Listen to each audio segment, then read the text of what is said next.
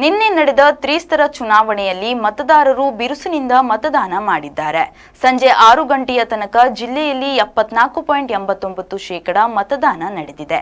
ಅನೇಕ ಮತಗಟ್ಟೆಗಳಲ್ಲಿ ಮತಯಂತ್ರಗಳ ತೊಂದರೆಯಿಂದಾಗಿ ಮತ್ತು ಮತದಾರರ ಸರದಿ ಸಾಲುಗಳಿದ್ದ ಕಾರಣ 6 ಗಂಟೆ ದಾಟಿಯೂ ಮತದಾನ ಮುಂದುವರೆದಿದೆ.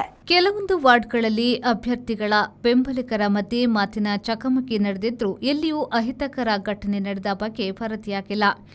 ಜಿಲ್ಲೆಯಲ್ಲಿ ಪ್ರಸಕ್ತ ವರದಿಯಂತೆ 8,14,997 ಮಂದಿ ಮತದಾರರಿದ್ದು, ಈ ಪೈಕಿ 3,66,957 ಪುರುಷರು ಮತ್ತು 4,48,038 ಮಹಿಳೆಯರು ಹಾಗೂ 2 ಟ್ರಾನ್ಸ್ಜೆಂಡರ್ಸ್ ಒಳಗೊಂಡಿದ್ದಾರೆ.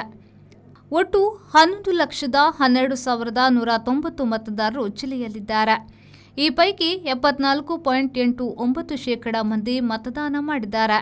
ಕಾಂಜಂಗಾಡ್ ನಗರಸಭೆ 72.73%, ಕಾಸರಗೋಡು ನಗರಸಭೆ 66.9% ಮತದಾನ, ನೀಲೇಶ್ವರ ನಗರಸಭೆ 77.24% ಮತದಾನ ದಾಖಲಾಗಿದೆ.